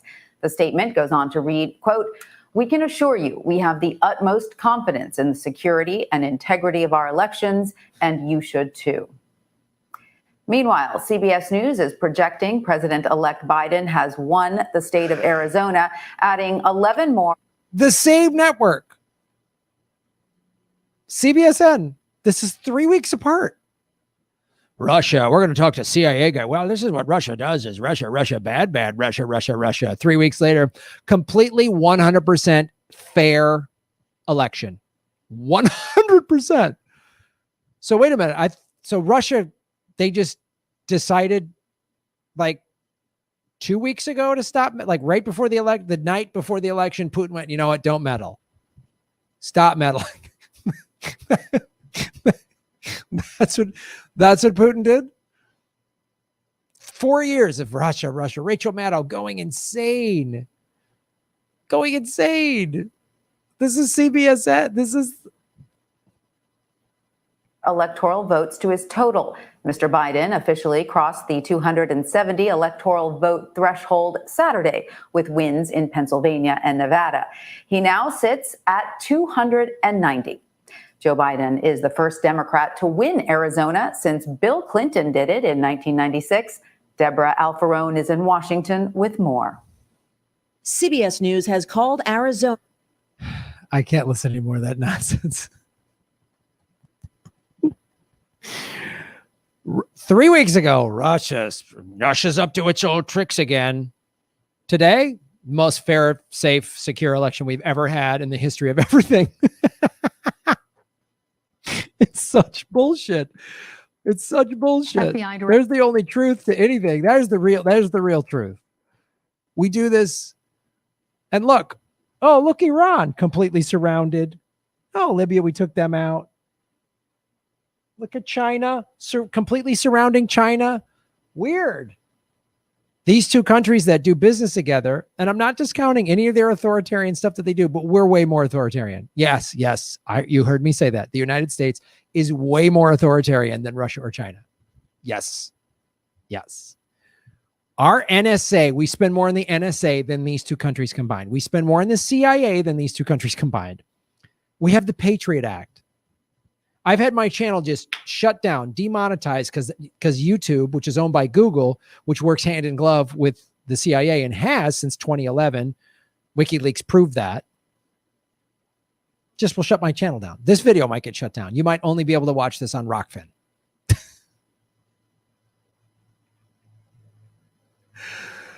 Oh, thanks for watching the show, everybody. It's fun calling out the bullshit of the corporate media. Just 3 weeks. Russia stopped. They couldn't hang. I guess they ran out of money. They couldn't scrape together $104,000 for $104,700. They just couldn't. They were about like 3 weeks ago. They were looking to get, and then they just couldn't. They just couldn't get that loan. They probably couldn't get an SBA loan or their credit card, something. You know what I mean? Putin's his brakes went out like right before so he had to spend money getting his brakes fixed. So he didn't have the money on the social media. You know, that's probably what happened. You ever been like that? You got to get money saved up. You're going to go do this thing. And then, you lose your brake or something, I didn't see that coming. And then the savings, guess they become your emergency. I get it. They had their overthrow the American election fund going. And then, boink, we ran out of money. Yay, Biden won the most fair election ever. So whether you think this election was fair or rigged or whatever, I'm just showing you how the media is complete bullshit. And if Joe Biden lost, they would blame Russia. They were setting you up for that 3 weeks ago. And now Russia's gone. Biden won. Fair election. Oh, folks, thanks for supporting what we do. Nobody else is calling out this bullshit on the corporate media won't do this. You think Rachel Maddow is going to do a segment like this, calling out the bullshit she's herself has said for 4 years? You think anyone at CBS is going to be held accountable for this crap? Nope. Thanks for watching the show, everybody. Shave your knuckles for justice. Ba-boom. Vegan guns. Clack.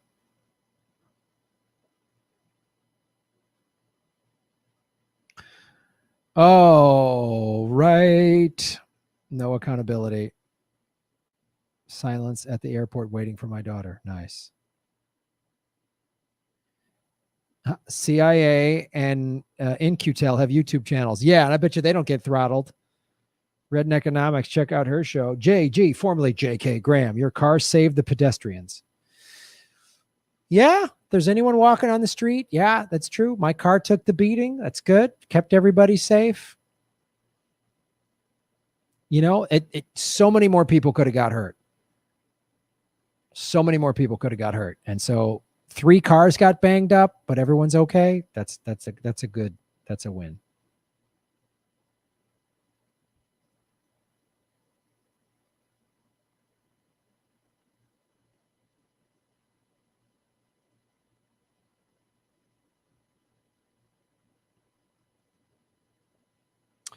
Kate's bringing up a great point of money's tight. There's great ways to support the show. The dough cost a penny. Hit the like button. Always hit the like button. Make sure you're subscribed. They've been unsubscribing us. Or if you're new to the show, make sure you subscribe to us. Hit the bell notification button. Watch the ads on YouTube all the way through. When you click skip ad, I don't get paid, so I appreciate that. You can sign up for Rockfin for free. Just go to rockfin.com/grandma and sign up for free. All my videos that are on YouTube are also on Rockfin, and on Rockfin, there's no ads. And then if you want premium Rockfin, that's only $10 a month, but that $10 gets you everybody's premium content. But follow me on Twitter at Graham Elwood. Follow me on social media. Those are the free ways, and liking and subscribing. That really helps a lot. Those analytics really help a lot. I cannot stress that enough. So if money's tight, and I totally get it, just know that's a great way to support the show.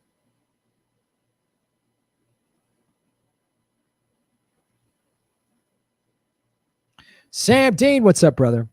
Who's the leader of the Communist Cat Party? Chairman Meow. I hope you use that joke on Ron's show too. Any news on the police departments involved in sexual abuse against young people? No, I haven't been following that particular story that closely, but I will. Ugh, God. And share the videos too. Going back to the free stuff. That's the thing. You share my videos on your social media. That helps. But I'll look into that, Sam. It's hard to keep track of all the awful shit that's going on, but I will.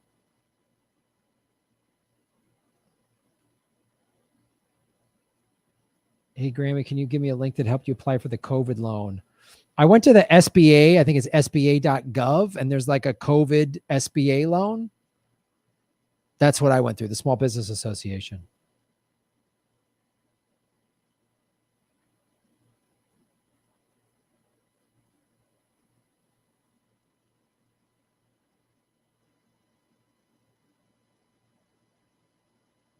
Chairman Meow must be stopped.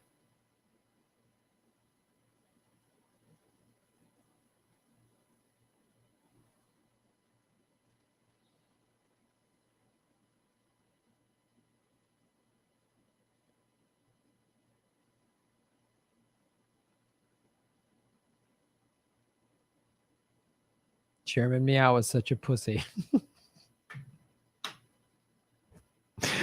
Fantastic. Fantastic. Hello, everybody. I'm glad you're joining me on Rental Car Eve.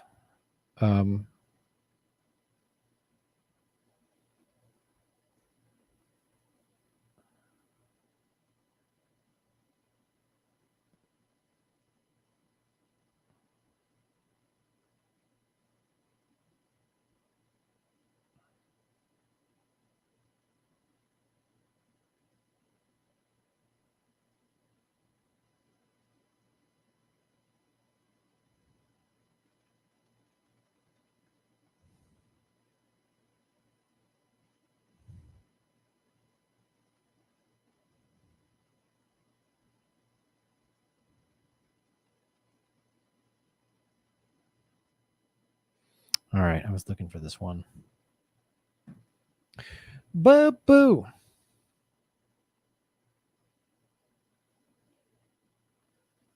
There's one thing I really wanted to cover. Oh, where is it? Where is it? Where is it?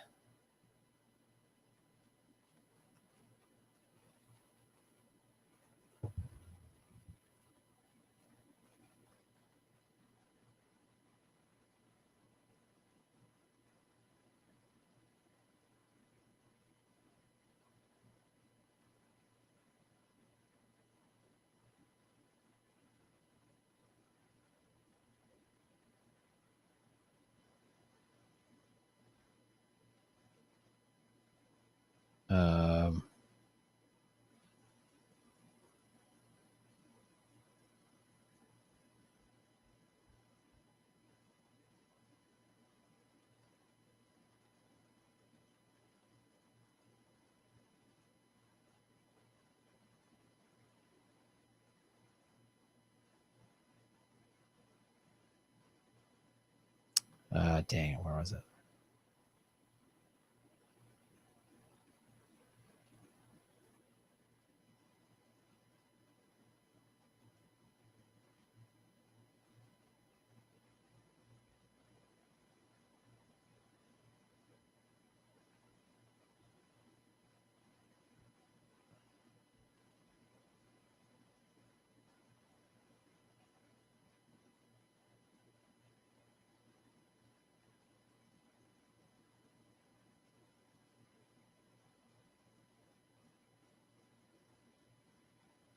Hmm.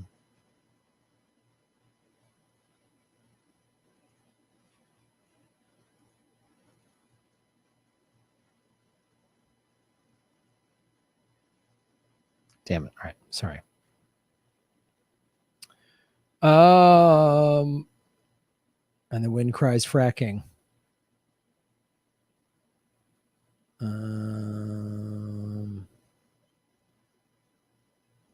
Foxy Lady in Wayne's World comes about.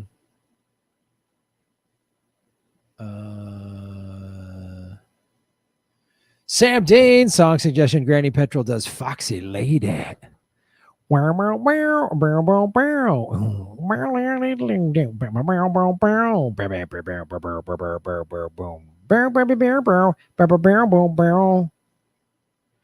right, I'll do that. I'll do that. All right. Independent Left Out News, Graham fam, what's up?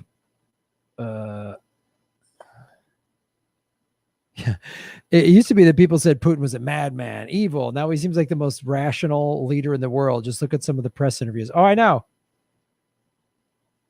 Foxy Rental Karate. All right, I'm going to do.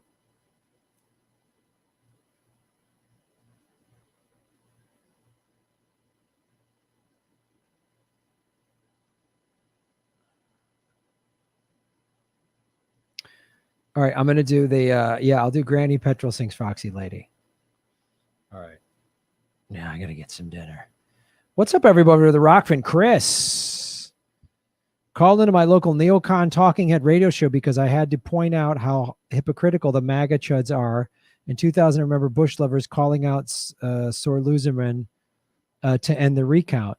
They were just starting to know there has been election rigging. Florida in 2000 was rigged, just like Bernie was rigged in 2016, 2020. You would think of all the money being thrown into the military industrial complex, we would see something like a Foo Fighter by now.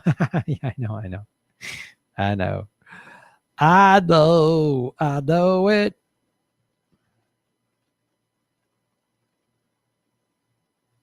Oh, Christ.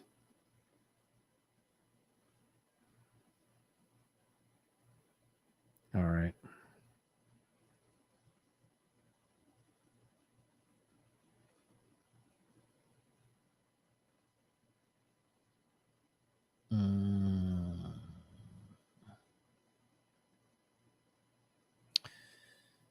Oh. Okay.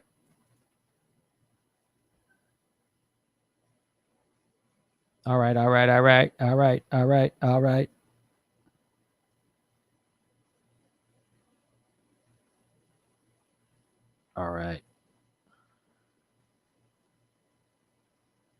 Sorry, everybody. Today's been a little nuts. Where's Mike Pence? Karaoke time is self-care. Yes, it is. I like doing karaoke. It makes me laugh. We all have fun. What's up, everybody? 300 and over 300 likes. I love it. Thanks, everybody. Thanks for joining the show. All right, I'll be right back with karaoke, as Kate explains.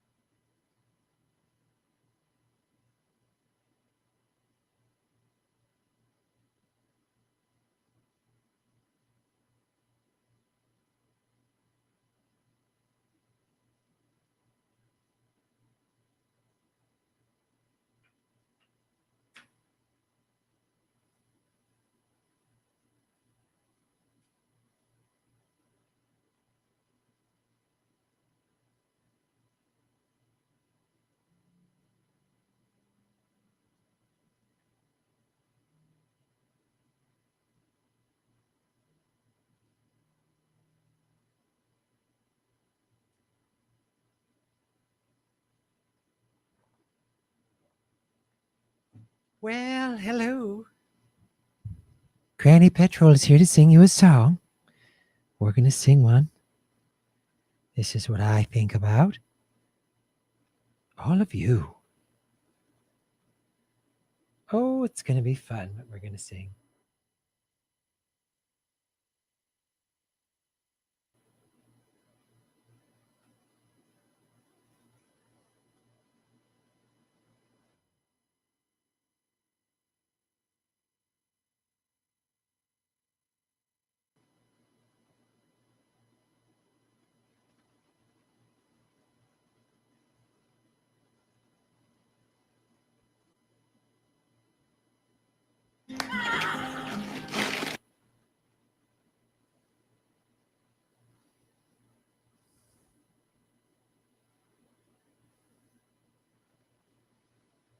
Oh, hold on, everybody.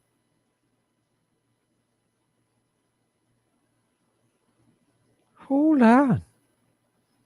Granny's got some business to take care of. Oh.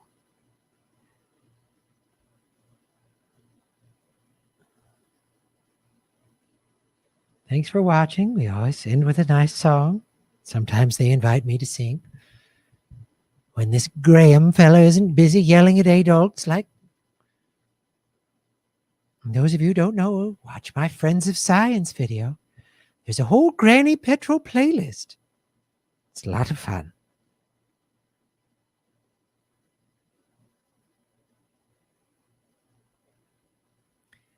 Granny Petrol here to sing you a song. Because I'm feeling foxy right now. I feel like a foxy lady.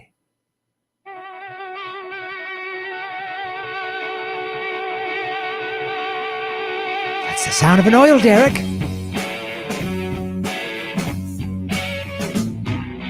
Foxy. You know you are a cute little heartbreaker. Oh, Foxy. Yeah. You know you're a sweet little lovemaker. Foxy. I want to take you home like a glass of oil. I won't do you no harm, no, just like pipelines. You've got to be all mine, all mine. Ooh, Foxy oil. Foxy.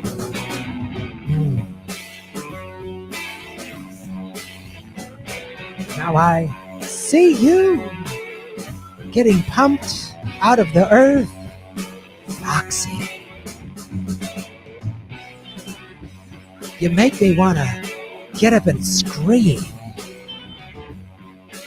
Oh, Foxy oil. I've made up my mind, Greta. I'm tired of wasting precious time. You've got to be all mine. Every drop of oil, all mine. Ooh, Foxy oil. Here I come, right down a pipeline. Yeah. Look at that pipeline flow. Big, strong pipeline helping mom and pop oil companies. You don't have this kind of fun running around in the salad field, do you? I'm gonna take you home, oil. Oh, I won't do you no harm. Drinking it makes me healthy. You've got to be all mine. All mine. Foxy oil. Here I come. I'm coming to get you. Oh, frack. Frack that lady. You look so good and fracky. Oh, yeah. Fracky.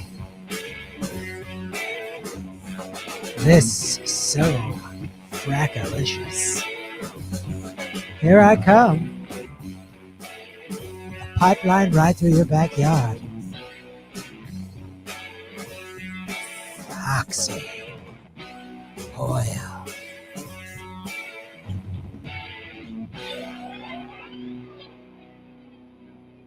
That's right. Foxy Lady. Granny Petrol. Reminding you, don't be like Greta, angry at adults, pumping out the lies of Big Kale. The organic fruit mafia, the smoothie cartel, the vegan smoothie cartel. This show, I don't get any money from Kale Street. Be honest. Drink a glass of oil and let your children play in a coal mine. Then you too will be a foxy lady.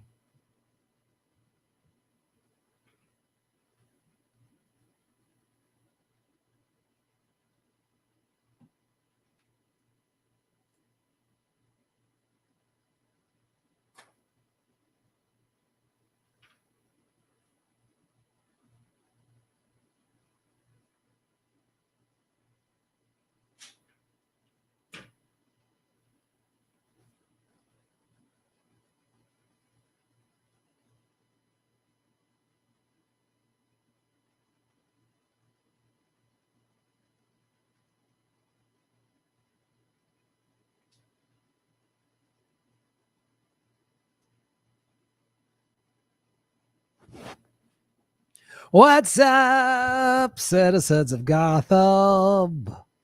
What's up, everybody? Folks, that is our show. Thank you so much. How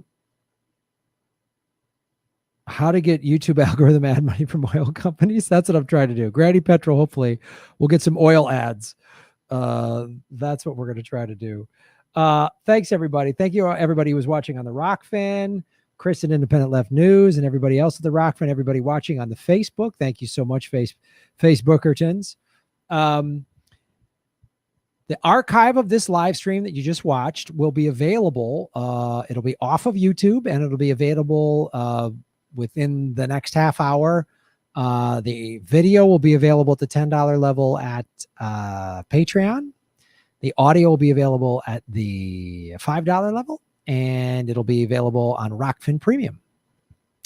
Thanks for watching, citizens of Gotham. Tomorrow, I believe I'm going to go live tomorrow at 4 o'clock Pacific time with Ron Placone. Will be on the program. Tune in tomorrow. Like, share, subscribe, everybody. Thank you so much. Thank you, Kate, to our moderator, and thanks for making Gotham great again. And thank you to my future wife working at a rental car somewhere in this beautiful land of ours. Shave your knuckles for justice.